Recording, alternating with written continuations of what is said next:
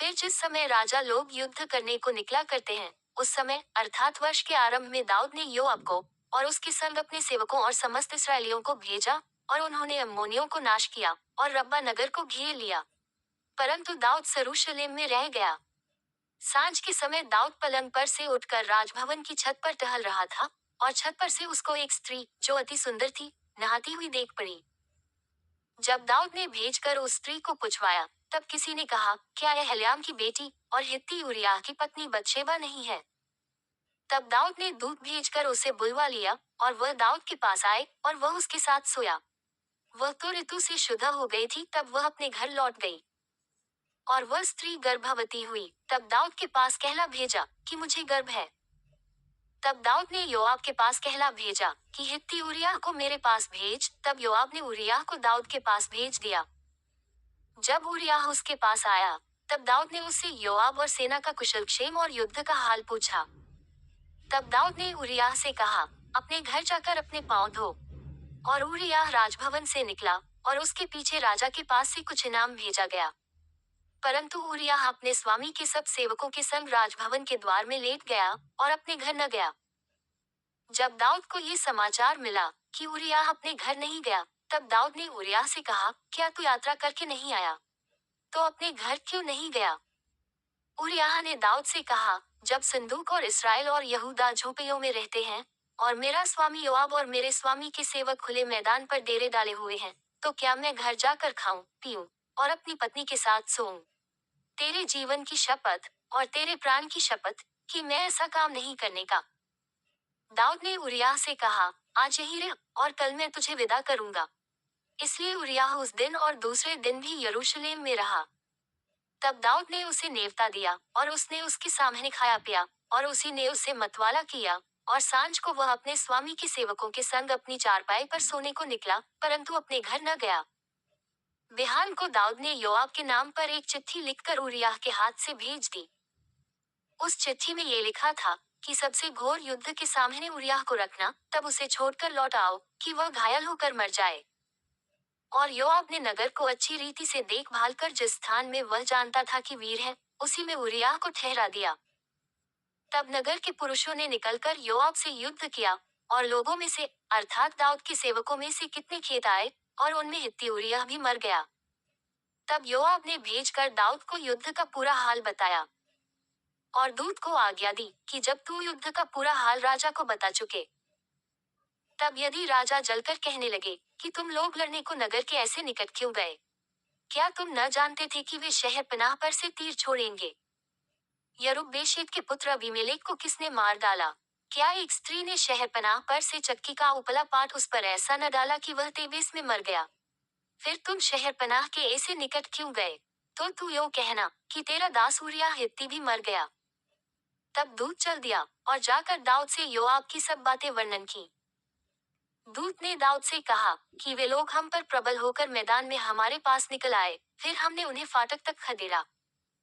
तब धनुर्धारियों ने शहर पनाह पर से तेरे जनों पर तीर छोड़े, और राजा के कितने जन मर गए, और तेरा दास उरिय्याह हित्ती भी मर गया।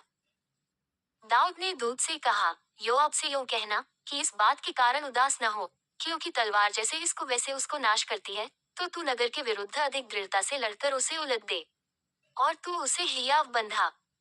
जब उरिय्याह की स्त्री ने सुना कि मेरा पति मर गया, तब वह अपने पति के लिए रोने पीटने लगी। और जब उसके विलाप के दिन बीत चुके, तब दाऊद ने उसे बुलवाकर अपने घर में रख लिया, और वह उसकी पत्नी हो गई, और उसके पुत्र उत्पन्न हुआ। परंतु उस काम से जो दाऊद ने किया था यहोवा क्रोधित हुआ। तब यहोवा ने दाऊद के पास नातान को भेजा, और वह उसके पास जाकर कहने लगा, एक नगर में दो मनुष्य रहते थे, जिनमें से एक धनी और एक निर्धन था। धनी के पास तो बहुत सी भेड़ बकरियां और गाय बैल थे, परंतु निर्धन के पास भेड़ की एक छोटी बच्ची को छोड़ और कुछ भी न था, और उसको उसने मोल लेकर जलाया था। और वह उसके यहाँ उसके बाल बच्चों के साथ ही बड़ी थी। वह उसके टुकड़े में से खाती, और उसके कटोरे में से पीती, और उसकी गोद में सोती थी, और वह उसकी बेटी के समान थी। और धनी के पास एक बटोही आया, और उसने उस बटोही के लिए, जो उसके पास आया था, भोजन बनवाने को अपनी भेड़ बकरियों व गाय बैलों में से कुछ न लिया, परंतु उस निर्धन मनुष्य की भेड़ की बच्ची लेकर उस जन के लिए, जो उसके पास आया था, भोजन बनवाया। तब दाऊद का कोप उस मनुष्य पर बहुत भड़का, और उसने नातान से कहा, यहोवा के जीवन की शपथ, जिस मनुष्य ने ऐसा काम किया वह प्राण दंड के योग्य है, और उसको वह भेड़ की बच्ची का औगुना भर देना होगा, क्योंकि उसने ऐसा काम किया और कुछ दया नहीं की। तब नातान ने दाऊद से कहा, तू ही वह मनुष्य है। इस्राएल का परमेश्वर यहोवा यूं कहता है कि मैंने तेरा अभिषेक करा के तुझे इस्राएल का राजा ठहराया, और मैंने तुझे शाऊल के हाथ से बचाया। फिर मैंने तेरे स्वामी का भवन तुझे दिया, और तेरे स्वामी की पत्नियां तेरे भोग के लिए दी, और मैंने इसराइल और यहूदा का घराना तुझे दिया था, और यदि ये थोड़ा था तो मैं तुझे और भी बहुत कुछ देने वाला था। तूने यहोवा की आज्ञा तुच्छ जानकर क्यों वह काम किया जो उसकी दृष्टि में बुरा है। हित्ती उरिय्याह को तूने तलवार से घात किया, और उसकी पत्नी को अपनी कर लिया है, और उरिय्याह को अम्मोनियों की तलवार से मरवा डाला है। इसलिए अब तलवार तेरे घर से कभी दूर न होगी, क्योंकि तूने मुझे तुच्छ जानकर हित्ती उरिय्याह की पत्नी को अपनी पत्नी कर लिया है।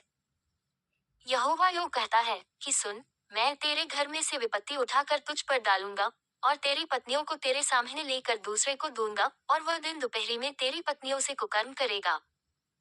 तूने तो वह काम छिपाकर किया, पर मैं ये काम सब इसराइलियों के सामने दिन दोपहरी कराऊंगा। तब दाऊद ने नातान से कहा, मैंने यहोवा के विरुद्ध पाप किया है। नातान ने दाऊद से कहा, यहोवा ने तेरे पाप को दूर किया है, तू न मरेगा। तो भी तूने जो इस काम के द्वारा यहोवा के शत्रुओं को तिरस्कार करने का बड़ा अवसर दिया है, इस कारण तेरा जो बेटा उत्पन्न हुआ है वह अवश्य ही मरेगा। तब नातान अपने घर चला गया, और जो बच्चा उरिय्याह की पत्नी से दाऊद के द्वारा उत्पन्न था, वही यहोवा का मारा बहुत रोगी हो गया। और दाऊद उस लड़के के लिए परमेश्वर से विनती करने लगा, और उपवास किया, और भीतर जाकर रात भर भूमि पर पड़ा रहा। तब उसके घराने के पुरनिये उठकर उसे भूमि पर से उठाने के लिए उसके पास गए, परंतु उसने न चाहा, और उनके संग रोटी न खाई। 7वें दिन बच्चा मर गया, और दाऊद के कर्मचारी उसको बच्चे के मरने का समाचार देने से डरे। उन्होंने तो कहा था कि जब तक बच्चा जीवित रहा तब तक उसने हमारे समझाने पर मन न लगाया, यदि हम उसको बच्चे के मर जाने का हाल सुनाए तो वह बहुत ही अधिक दुखी होगा। अपने कर्मचारियों को आपस में फुसफुसाते देखकर दाऊद ने जान लिया कि बच्चा मर गया। तो दाऊद ने अपने कर्मचारियों से पूछा, क्या बच्चा मर गया? उन्होंने कहा, हाँ, मर गया है। तब दाऊद भूमि पर से उठा, और नहाकर तेल लगाया, और वस्त्र बदला, तब यहोवा के भवन में जाकर दंडवत की, फिर अपने भवन में आया, और उसकी आज्ञा पर रोटी उसको परोसी गई, और उसने भोजन किया। तब उसके कर्मचारियों ने उससे पूछा, तूने ये क्या काम किया है? जब तक बच्चा जीवित रहा तब तक तू उपवास करता हुआ रोता रहा, परंतु ज्यों ही बच्चा मर गया त्यों ही तू उठकर भोजन करने लगा। उसने उत्तर दिया कि जब तक बच्चा जीवित रहा तब तक तो मैं ये सोचकर उपवास करता और रोता रहा कि क्या जाने यहोवा मुझ पर ऐसा अनुग्रह करे कि बच्चा जीवित रहे। परंतु अब वह मर गया, फिर मैं उपवास क्यों करूं? क्या मैं उसे लौटा ला सकता हूं? मैं तो उसके पास जाऊंगा, परंतु वह मेरे पास लौट न आएगा।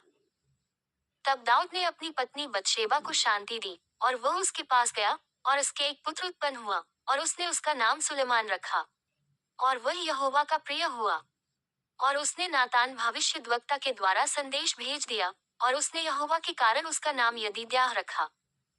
और योआब ने अम्मोनियों के रब्बा नगर से लड़कर राजनगर को ले लिया।